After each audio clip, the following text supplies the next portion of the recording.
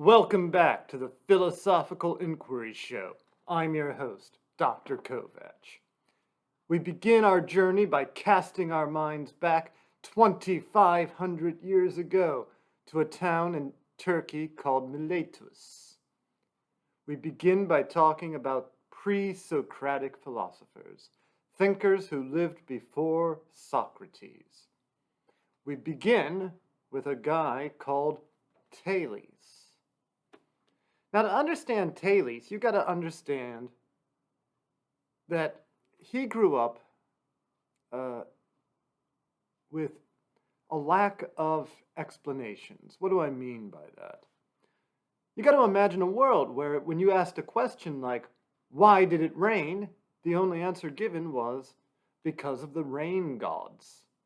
Why was there an earthquake? The earthquake gods. Why did the economy go bad? The gods of the economy. There was a war last year. Must have been the war gods. Any explanation, you could simply point to a god for the explanation. But what does it mean to say it rained because of the rain god? Really, what does that mean? That sounds to me like an answer that amounts to just because. In other words, it's not an answer at all. Why was there an earthquake? What's the difference between saying there was an earthquake god and saying just because? I don't see a difference. Well, Tayles was an interesting guy. He noticed something in the year 585. You see, he had spent a bit of time supposedly studying the night sky, noticing that the stars, the moon, and all the stuff you see at night follows a pattern. It goes in a definitive way, year after year in, year out. There's a pattern that's predictable. And supposedly, in 585, Tayles said, there's going to be an eclipse, and lo and behold, there was. And do you know what that meant? No one cared. There's really no value in ancient Turkey for being able to predict eclipses. They just kind of made fun of Tayles. Oh, look at Tayles, always walking around, his head in the air, always looking at the sky. And they started to say, Tayles is so focused on the sky that when he's walking, he just falls right into the well. Stupid Tayles. Can't even see where he's going. Tayles supposedly did get the better of them. He once predicted a drought. He predicted the weather. He bought all the wine presses when the prices were deflated. Then when the weather got better and everybody wanted wine, Tayles had the monopoly. Not bad, Tayles. But then Tayles got to wondering about a very unusual question. Tayles wondered, given his ability to make predictions, what is it about the universe? What is it about reality that's so predictable? Why is the universe so orderly? What underlies everything such that it all works together? Everything in reality works together, right? Everything in reality works in such a way that it's predictable, it's orderly. How is that possible? Wondered Tayles. What is the unifying principle that holds it all together? All the different sorts of stuff. What is it that they all have in common such that we're able to think about all of it? And then Tayles came up with an idea. Tayles had the first theory in history, the first theory at least in the Western intellectual tradition. Tayles announced, everything is water. It's all water. Now you're saying, well, that's an odd theory. Why are we studying this guy? You've got to understand, this was the first time in history somebody tried to use argumentative reasoning to come up with an explanation for the world around them. We can only try to guess how Tayles' inductive argument may have worked. It probably went something like this. You can walk on land, but eventually you're just going to be surrounded by water.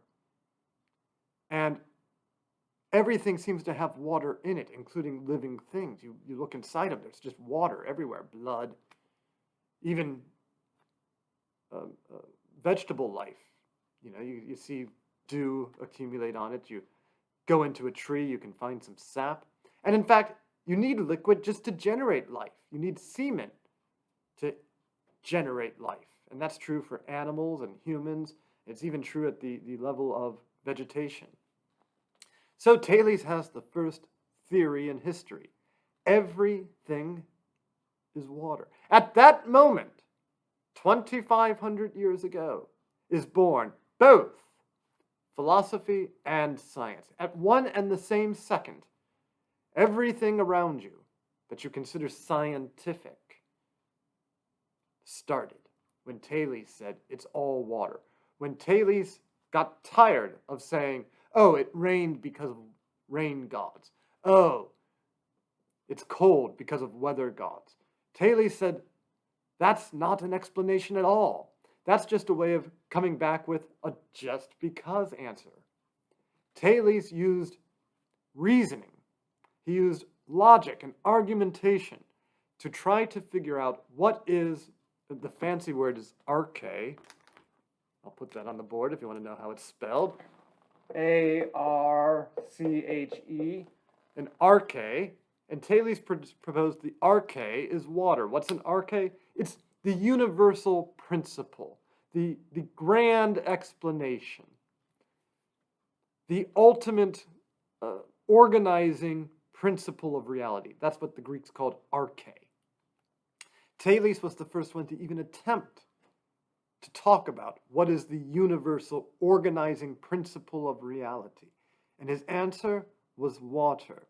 And odd though it seems, we can see that he's trying to apply, for the first time in history, this intellectual process to understand the world around him. It was no longer good enough to say, just because, Tayles. It was no longer good enough to say, shut up, Tayles, stop asking about reality, go back to making money. Tayles had an intellectual need, a thirst, not for water, a thirst for knowledge, a desire to actually make the world understandable. That's what we call science, and it's also how philosophy begins. Tayles must have been damn proud of himself, having come up with this first theory in history, this first grand unified theory of everything, that water is the universal explanatory principle. He goes home, he starts pouring himself a glass of wine, and then, lo and behold, about 7 o'clock, there's a knock at the door. Who's there? Asks Tayles. Tayles, it's me, Anaximander. Let me in, I want to talk to you. I hear you've been going around saying everything is made of water. And Tayles says, okay, Anaximander, I'll let you in. You can have dinner with me, but first, Anaximander, you have to tell me what you think the universal explanation is. So Anaximander comes in. They sit at the table. They're starting to pour the wine. They're starting to put the pizza in the oven. Anaximander says, here's the thing, Tayles. I've been thinking about water. I can drink it. I can splash it. I can kick it. I can move it. I can make it do things. Tayles, it's too definite to be the universal principle. Whatever the universal organizing principle is, Tayles, it shouldn't be something I, Anaximander, can kick and manipulate. The universal organizing principle must even be a universal organizing principle over me and my life. And if I can control water, I should be able to control my life. I should be able to control life and death. Yet I can't, Tayles. So I don't think water is the universal principle. Tayles, I think it's aperon. Huh? Aperon.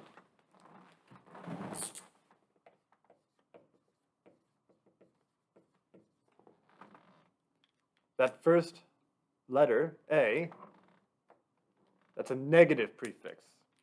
Peron means limited, bound, definite. Remember, water is very definite.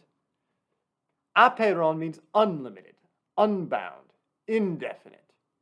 Anaximander says to Tayles, I think The arche is apeiron. The universal principle is the unbounded, the unlimited. And hey, if you're taking the history of philosophy exam that I'm going to give, I'll use those English words for you. Universal explanation, in addition to arche. That way you can follow me more easily. Well, they start in on the pizza. Tayles says, I don't know, Anaximander. I just don't understand what you're saying. Apeiron. I mean, what is it? What is it really? The unbounded, the indefinite. Tell me what you're talking about, Anaximander.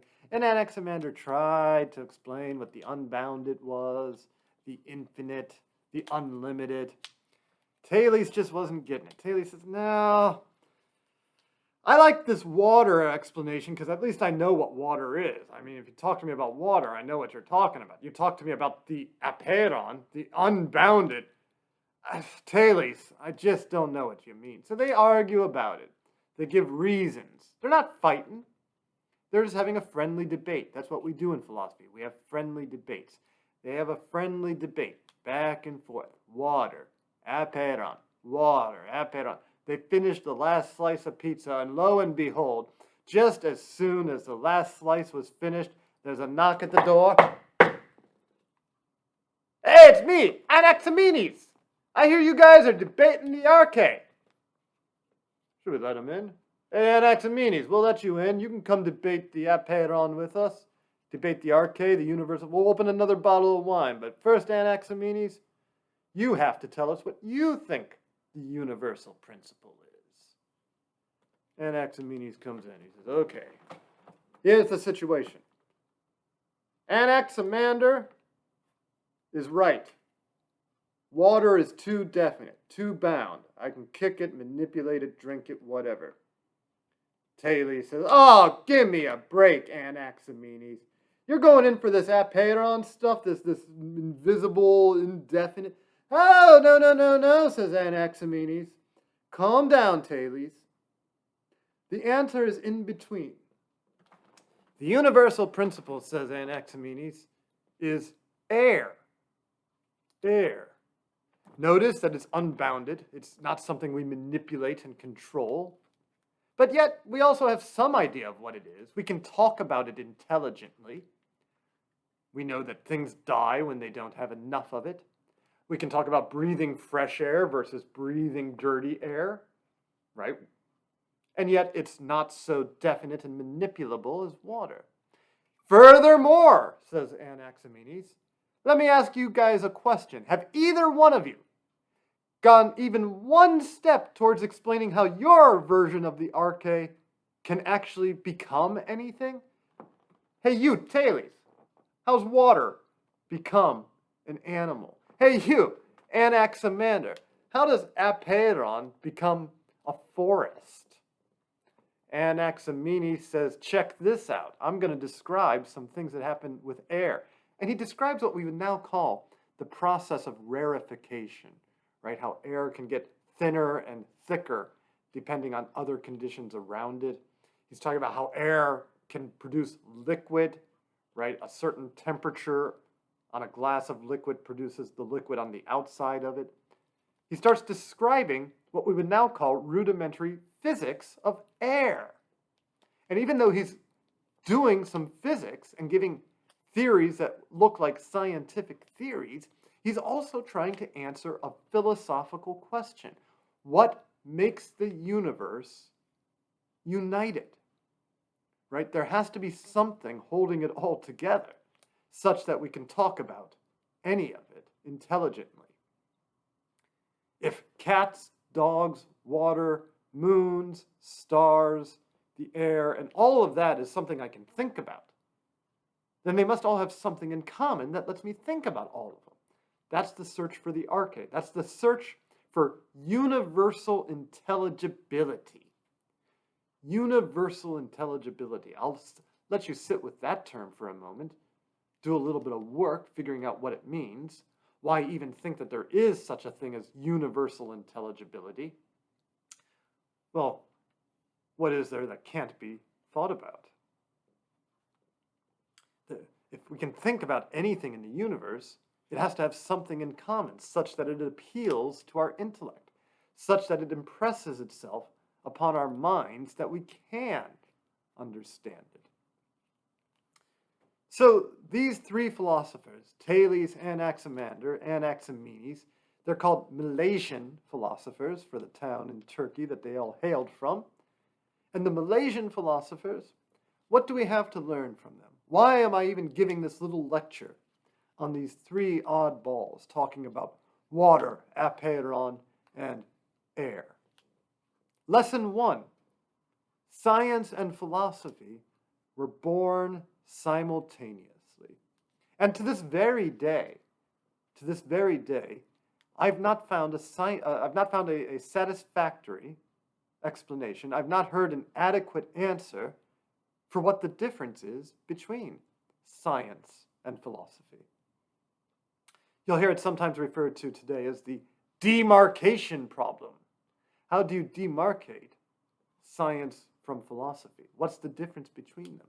They're both trying to ask very similar questions much of the time. So science and philosophy, here we see that they begin as the same thing. There's no reason to posit a war between them. These three guys showed that we're able to do a project together, not by fighting, not by waging a war. You have to believe me, it's water. I'm going to raise an army and beat your army. No. They talked to each other. They had a debate, they gave premises, they evaluated the premises, they looked at arguments. They considered each other's ideas very, very seriously. And notice, here's a lesson from the Milesian philosophers, they're always looking for what the other one is getting right. Always looking for what the other one's getting right. Anaximander saw what Tayles got right.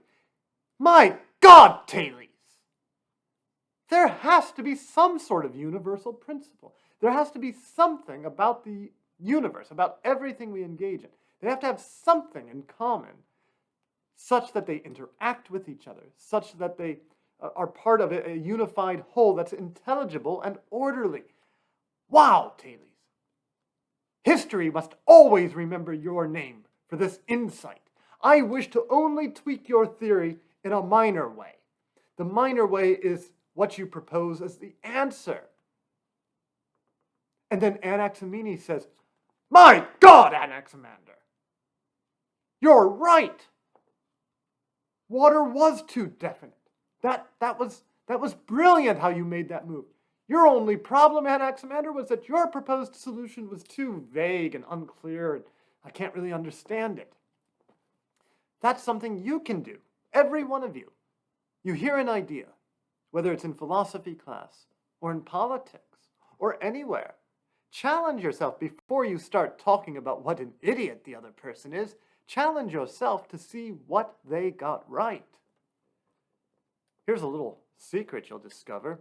When you do that, when you get really good at that, it becomes a lot easier for you to get others to see your point of view.